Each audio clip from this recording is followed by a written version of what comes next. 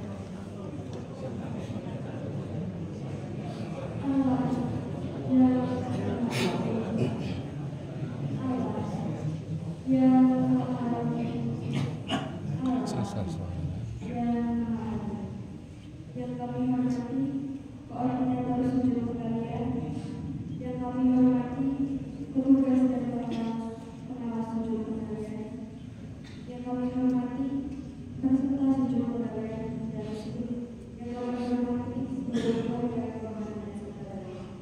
Selamat pagi dan salam doa.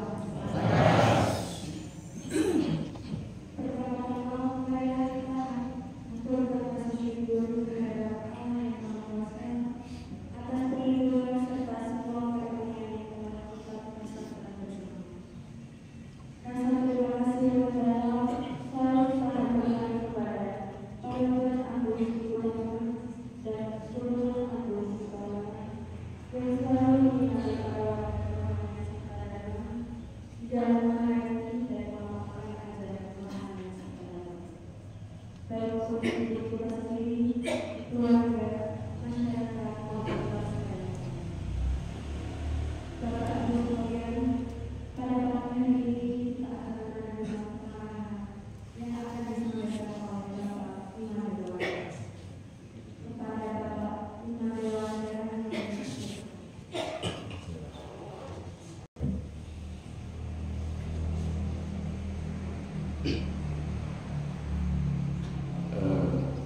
terima kasih kepada adik wawancara atas waktu yang diberikan kepada diri saya untuk mengisi pengarahan hari ini.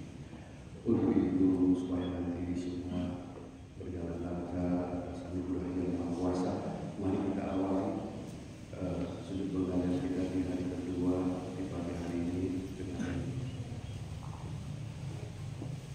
mari kita menyaksikan.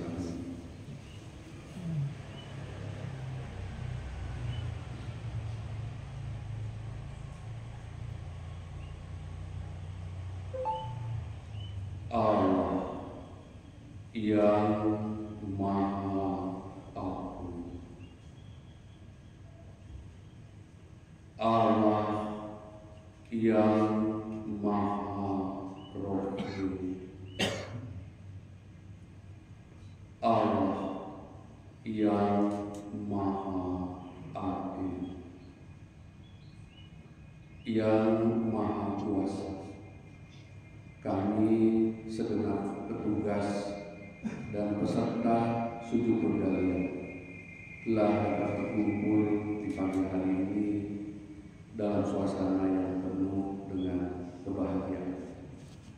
Yang semua ini adalah limpahan karunia dari Allah yang Maha Kuasa. Untuk itu kami semua senantiasa mengaturkan puji syukur kehadirat Allah yang Maha Kuasa serta senantiasa sinar yang terang, bimbingan, tuntunan, dan sinar-sinar pengayuman dari Yang Maha Kuasa. Semoga pelaksanaan suku penggalian di hari kedua siang hari ini dan di hari-hari selanjutnya dapat berjalan dengan lancar, sukses, bebas dari segala gangguan. Kehadapan Panuntun Agung Bopo Sri Hutomo dan Penuntun Agung Ibu Sri Paulo, kita para warga Sabda Dharma senantiasa mengenang jasa-jasa beliau serta mengaturkan terima kasih yang mendalam.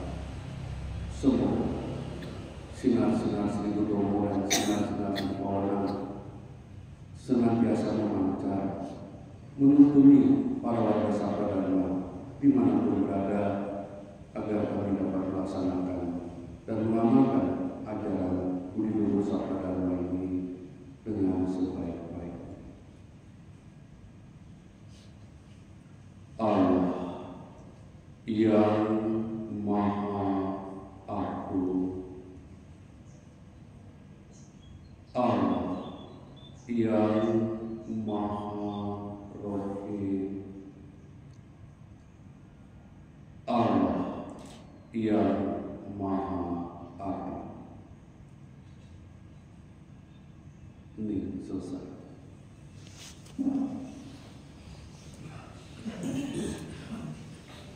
Yang terhormat Bapak Koordinator Tuntunan Suku Budaya, yang saya hormati Bapak-bapak, Ibu-ibu, petugas dan pengawas suku budaya, serta tentunya Bapak Ibu peserta suku budaya yang berbahagia yang saya hormati.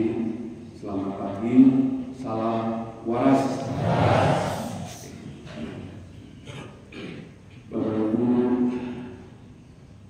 mohon izin pagi hari ini saya mendapat tugas dari Bapak Koordinator Tuntunan Suku Budaya untuk memberikan arahan-arahan di dalam kita nanti melaksanakan tugas-tugas suci kita mulai dari hari kedua di pagi dan siang hari ini. Semoga kita harapan tentu kita semua seluruh tunggal dapat melaksanakan tugas dengan sebaik-baiknya. Bapak Ibu, pagi hari ini karena kita masih di hari awal hidup budaya, tentu yang paling pokok yang perlu mendapatkan perhatian adalah adanya satu pemahaman di hati yang paling dalam dari kita sekalian, seluruh tunggal, petugas, pengawas, dan Bapak Ibu peserta suku budaya, bahwa sujud penggalian pribadi manusia di ajaran Sabda Dharma ini adalah wahyu dari Allah yang Maha Kuasa yang merupakan satu sistem untuk pembelajaran daripada warga Sabda Dharma secara intensif selama 36 kali kesubuhan yang diharapkan mendapatkan pembersihan pribadi. Beruang saudara 12 di Sabda Dharma kita kenal saudara 12, pembersihan pribadi lubang 7, lubang 9, kemudian lubang 10. Sehingga kalau mengacu kepada ujaran Panuntun Agung Sri Hutomo bahwa di bulan Desember setiap tahun menyongsong turunnya waktu Sabda Dharma ini diharapkan seluruh tuntunan petugas lembaga Sabda Dharma kabupaten ke atas wajib untuk datang ke Yogyakarta di Sanggar Sabda Dharma ini untuk dibakar di Kawah Chandra di muka, digembleng langsung oleh sinar yang berkuasa. Jadi dibakar di Kawah Chandra. Ini tentu di pengertian rohani, dibakar, digembleng langsung oleh sinar yang berkuasa. Supaya apa? Setelah keluar 6 hari 6 malam dari Sanggar Sabda Dharma ini, Bapak Ibu mendapatkan satu hasil, yaitu berkunjung putih. Betul itu Bapak dan Ibu? Keluarnya kita, Bapak dan Ibu, dari syahadat Candi Sabda Rasulullah itu mengklaim 36 kali persujudan adalah supaya berkunjung putih. Ini satu kesimpulan. Artinya kalau keluar dari sanggar ini nanti setelah 6 hari 6 malam belum berkunjung putih, berarti masih perlu mendapatkan satu pembersihan selanjutnya, berlanjut terus sampai nanti berkunjung putih. Karena berkunjung putih inilah mengandung pengertian yang tinggi di Sabda Dharma, yang artinya adalah yang Maha Suci kita sudah kontak dengan yang Maha Kuasa. Jadi dengan demikian yang Maha Suci kita selalu mendapat bimbingan dan tuntunan, mendapatkan pengayoman dari sinar yang Maha Kuasa. Makanya warga Sabda Dharma yang biasa-biasa saja akan menjadi luar biasa, akan menjadi luar biasa. Karena apa? Karena keluarbiasaan atau kemahaman dari yang Maha Kuasa. Dan yang perlu dipahami adalah yang penting di pribadi kita nanti untuk menuntut hidup kita, Bapak dan Ibu, di ajaran yang utama adalah siapa dirimu, siapa hidupmu, adalah yang Maha Suci kita.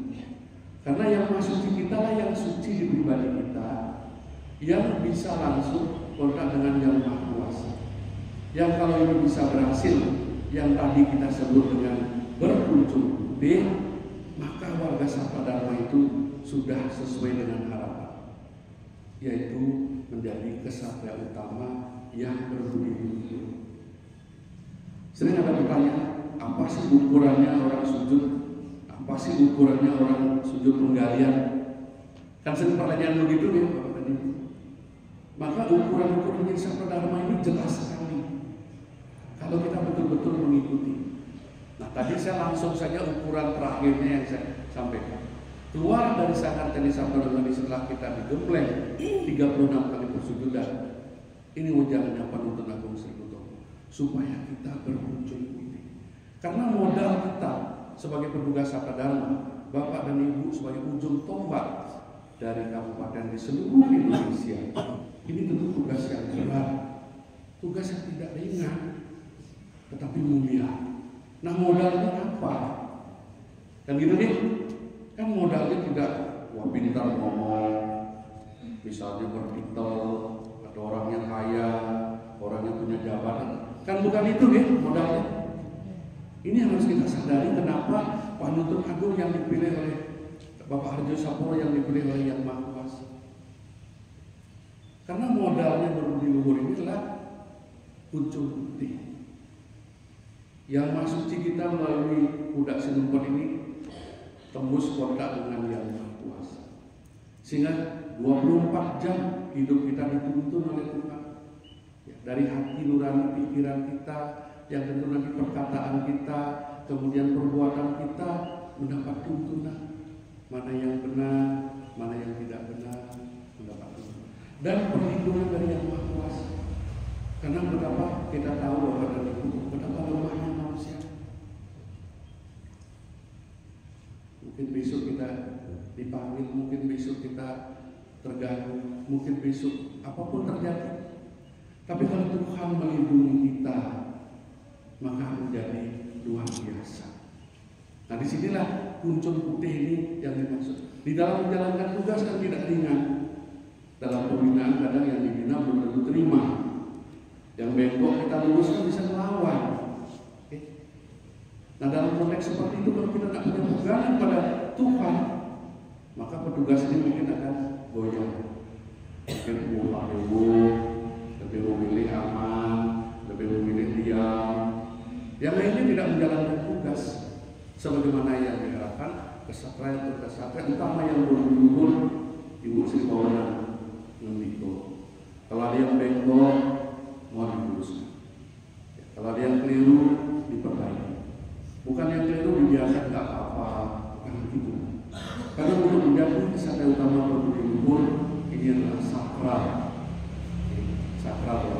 oleh karena itu maka kembalilah kepada pelaksanaan sujud penggalian supaya kita berhasil kepada Ibu Ibu muncul hubungan berhasil, maka mari kami sangat berharap kepada Ibu menyadari di sanubari yang paling dalam, pertama yang harus dipikirkan adalah kita melaksanakan pembersihan pribadi. Nah, pembersihan pribadi itu kalau di Sabda Dharma kemarin Bapak Staf Penuntut Agung Bapak Slamet telah menyampaikan, itu tahapan pertama adalah pisahnya rasa dan pangrasa. Yang mana disebut dengan pisahnya rasa dan pangrasa? Mana tolak ukurnya? Sering warga bertanya. Kalau tidak mengalami, sulit untuk dijawab. Jadi tuntunan itu mengarahkan. Tapi kalau warga itu belum membuktikan sendiri, itu pasti seumur hidup juga tetap bertanya. Ini Sabda Dharma, bukan matematika yang bisa diajarkan, karena harus dialami sendiri. Oleh karena itu, izin kepada Ibu pada kesempatan di awal penggalian ini, saya kembali mengingatkan melalui wejangannya Ibu Simpawana mengenai pandangan 1 meter, supaya nanti berhasil tahap pertama ini. Jadi Ibu ngendiko ada itu di audio beliau, di pengisian atau wejangan beliau, bahwa yang paling kunci di awal untuk mencapai tahap pertama pisahnya rasa dan pangrasa adalah supaya tuntasnya pandangan 1 meter. Nah, ini sudah semua kita tahu dan sering mendengar. Lalu yang mana? Adalah dengan halusnya napas memandang ujung muri supaya tidak goyang. Betul-betul ini matanya supaya diam di ujung muri, yang sering disebut dengan memandang tajam. Tentu bukan yang dimaksud dalam menggelik, tetapi matanya dengan ujung muri itu diam, tidak berkedip, tidak goyang, lalu merasakan halusnya napas. Ini juga semua juga sering dipahami. Lalu butuh waktu, semakin lama semakin halus, semakin lama semakin halus, dan ini harus bertahap sampai nanti itu ada sinar di mori, di ujung mori. Itu nanti yang masuk ke mata. Jadi setelah juga mendapatkan ini pembersihan lubang 7 Sabda, tapi nanti adalah yang paling pokok atau yang utama adalah masuknya ke mata dan tembus nanti ke otak kecil. Nah, Ibu lalu mengimbau dalam buku jauh, inilah awal dari penelitian rasa yang nanti Ibu disuruh tubuh. Galilah pribadimu yang asli begitu, yang Bapak Ibu telah pahami semua. Lalu awalnya di mana? Nah, kan ini awalnya di mana sebenarnya? Awalnya ngendikonya Ibu adalah masuknya cahaya ke mata 2 ini. Jadi lubang 7 dan termasuk mata 2 inilah pintu-pintunya saudara 12. Jadi saudara 12 kita akan mendapat perbuatan itu melalui lubang 7 ini dan juga termasuk lubang yang 2. Nah, setelah sudah cukup melalui halusnya nafas, ini tidak bisa sebentar kepada Ibu, terutama barangkali Ibu perlu bertahan. Nanti supaya bisa ada sinar. Sinar itu adalah sinar cahaya Allah yang ada di alam semesta. Lalu sinar inilah yang nanti kontak dan masuk ke mata, tembus ke otak kecil. Lalu dari otak kecil ke seluruh tubuh, ada yang ke atas, ada saudara kita ada di atas, ada yang ke depan, ada yang di belakang. Jadi seluruh tubuh masuk. Nah, kalau ada pertanyaan kepada Ibu, yang mana namanya pandangan 1 meter yang berhasil? Kan begitu nih? Yang mana? Ya jelas mengacu pada wejangannya Ibu Simpawana adalah setelah merasakan cahaya masuk ke mata tembus otak kecil. Artinya kalau belum merasakan itu berarti pandangan 1 meternya belum. Karena sekali lagi kenapa? Kalau logikanya inilah rasa yang meliputi seluruh tubuh.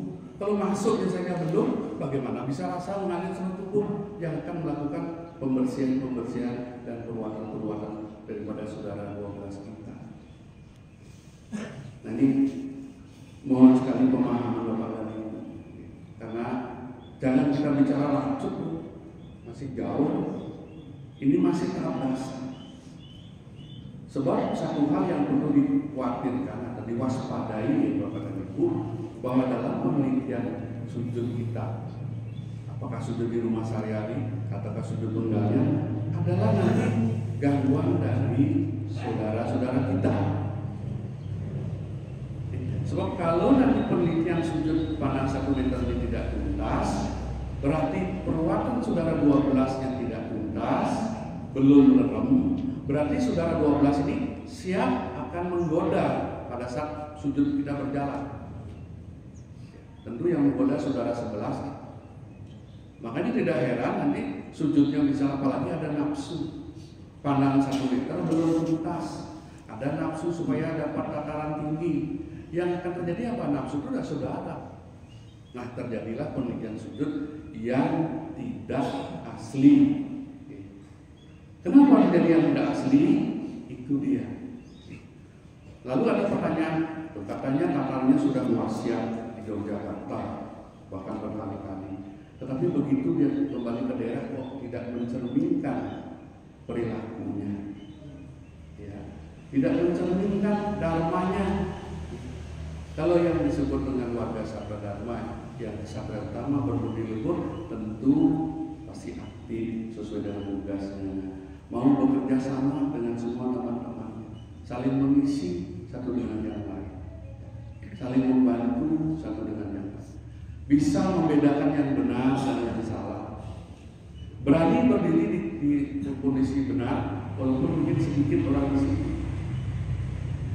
Ini yang disebut kesaktian utama yang berbudi luhur. Tapi kalau tatarnya sudah wasiat itu, tapi begitu kembali ke daerah belum mencerminkan itu, berarti ada tanda-tandanya, ya. Bukan kita tidak percaya hasil sujud penggalian, bukan begitu. Mari kita belajar bersama.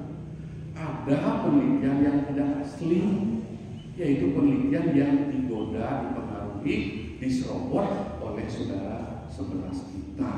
Nah, ini kepada jelas ini kepada Ibu. Mohon kita bersama-sama sebagai ujung tombak petugas-petugas Sabda Dharma yang diharapkan oleh Yang Maha Kuasa, diharapkan oleh Bapak Petronak Ibu Sri Butomo dan Ibu Sri Pawana, kita bisa melanjutkan tugas-tugas pembinaan umat manusia selanjutnya. Ini tugas yang berat. Kalau kita tidak bermodal unsur putih, menurut saya kita tidak bisa jadi tuntunan Sabda Dharma. Itu pada Ibu, tidak bisa. Tidak bisa bermodalkan kita misalnya doktor, profesor, jenderal, pengusaha kaya. Tidak. Pintar ngomong di depan, sama sekali tidak. Tapi kalau unsur putih kita betul-betul tercapai, maka Tuhanlah yang akan menuntuni setiap tugas kita. Berani menegakkan kebenaran tentang ajaran ini dan mengabdi betul-betul tanpa pamrih di Sabda Dharma. Ini tugas kita Bapak Ibu. Oleh karena itu kembali kita awal pada saat suasana penggalian yang sangat sakral di bulan Desember ini, kesempatan kita bersama untuk menggembleng diri kita. Semoga kita keluar dari ini betul-betul berunsur putih. Nah, saya lanjutkan Bapak dan Ibu. Kalau pandang 1 meter belum tuntas, maka proses hidupnya tidak bisa. Jadi kalau tadi sudah tembus ke otak kecil, lalu ke seluruh tubuh, itu pun butuh proses. Mungkin ada yang gangguan, mungkin ada yang masih sakit, mungkin juga ada kesalahan yang perlu nanti di dalam hubungan kedua dituntaskan juga. Sehingga betul-betul nanti itu akan bisa merasakan naik getaran kasar dari bawah. Dari mana ke mana, apa tugas getaran kasar itu betul-betul bisa dirasakan yang nanti menutup mata secara sempurna dan air liur itu berlimpah. Nah, ini kan jelas kalau umurnya. Kalau belum, ya kita harus jujur ya belum bisa. Kalau sudah, bersyukur. Air liur berlimpah karena pada saat itulah baru nanti meneliti ubun-ubun. Kalau Ibu Sri Pawana menikah supaya ini dipersiapkan betul, jangan buru. Jadi terbukanya ubun-ubun ini betul-betul dirasakan supaya asma Allah kita di atas, langsung yang Maha Suci wal yang Maha Kuasa. Kenapa baru saat ini dilakukan asma Allah? Karena setelah nutup mata ini artinya sudah lerongnya saudara 12, penjawabannya lubang 10 sudah nutup, terbukalah lubang 9 nutup, terbukalah lubang 10, baru yang Maha Suci kita bisa kontak dengan yang Maha Kuasa, barulah kita melantunkan asma Allah yang diharapkan satu persatu diteliti supaya masuk ke seluruh tubuh. Ibu juga menjelaskan dengan detail dari sumsum dan seterusnya ke seluruh tubuh, Agung, Rohim, dan Abdi. Ini juga pembersihan pribadi lagi, termasuk juga perbuatan saudara 12 atas Agung, Rohim, dan Abdi. Jadi intinya kita pembersihan pribadi kepada Ibu, supaya ini lubang 9 betul-betul nanti mendapatkan pembersihan yang jawabannya ke saudara 11 dan 12. Lubang 10 kita supaya semakin hari semakin terbuka, semakin nyambung. Nah, lalu kalau pandangan 1 meter sudah berhasil, asma Allah tadi sudah berhasil dengan baik, barulah nanti getaran dan sucinya akan bisa naik dengan sempurna. Karena naik getaran suci adalah merupakan kontak dari atas ya, ke bawah kan Bapak dan Ibu, betul-betul ini dirasakan. Nah kalau belum asma Allahnya belum, bagaimana bisa naiknya air suci? Nah getaran air suci kalau tidak naik, tidak ada tribun kromo, tidak ada tribun kromo, tidak bisa memiliki tugas. Karena tugas-tugas yang sujud penggalian itu penelitiannya otomatis setelah ada nur itulah tribun kromo. Tanpa naiknya getaran halus, tidak ada tribun kromo. Ini juga kalau dipaksakan dengan penelitian-penelitian lanjutan, apalagi warga minta supaya motor berlanjut, ini berbahaya. Maka nafsu itu akan sudah diikuti oleh saudara kita. Gagallah sujud penggalian kita. Kalau menurut saya gagal. Karena tujuan kita sujud penggalian adalah pertama meruat saudara 12 supaya dia lerem. Lubang 9 kita bersih dan nutup, lubang 10 kita terbuka, kontak dengan Yang Maha Kuasa, baru ada unsur putih. Ini tujuan kita. Nah kalau tujuan utama kita ini kita lewatkan begitu saja tahap-tahapannya, maka tentu kalau menurut saya tidak berhasil sujud penggalian kita. Selanjut lagi sedikit Bapak dan Ibu, di mana kunci akhir atau tahap akhir daripada pisahnya rasa dan pengerasa adalah penelitian radar belah ketupat. Penelitian radar belah ketupat sering kadang-kadang diremehkan oleh warga. Saya hanya baru di radar. Padahal ini kunci yang sangat penting, pisahnya rasa dan pengerasa dengan rasa yang diliputi dengan cahaya. Maka dari itu penelitian radar nanti kalau dibunuh di hari kelima ya, normalnya ya kali ke-60 setelah itu kalau memang masih ada proses itu betul-betul meneliti ya. Dari atas otomatis, di tengah, di bawah otomatis terasa, dan nanti asnya betul-betul kerjanya tidaknya cit sudah lanjut, tidak begitu. Ini penelitian sujud penggalian kebetulan. Jadi betul-betul kalau meneliti sekian kali dalamilah.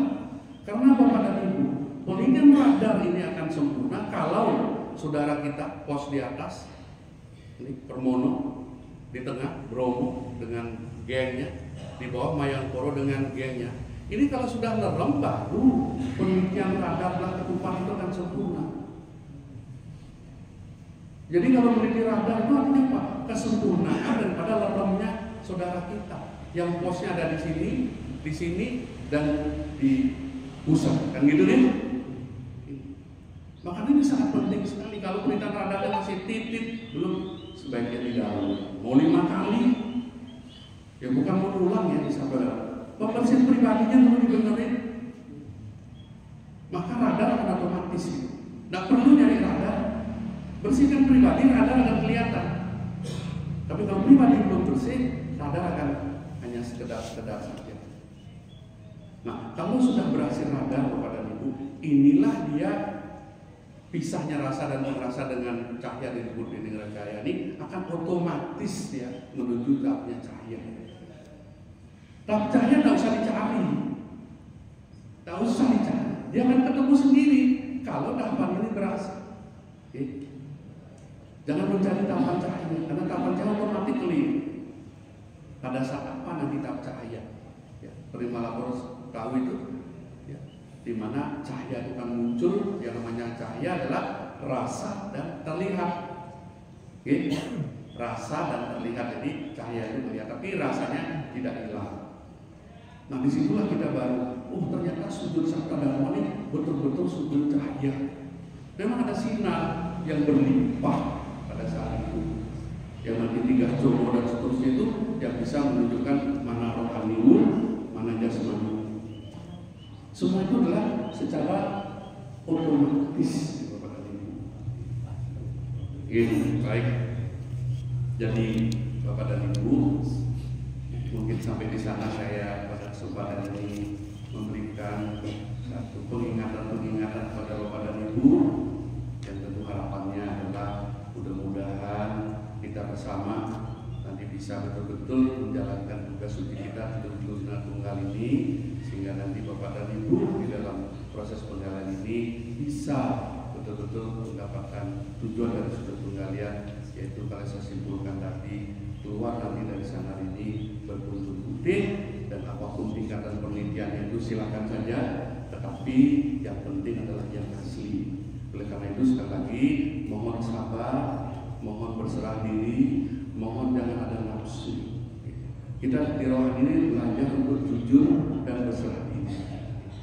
Oke, Bapak dan Ibu, mungkin demikian yang bisa saya sampaikan. Jika ada tutur kata saya yang kurang berkenan, kurang pas dari Bapak Ibu sekalian, saya mohon maaf yang sebesar-besarnya.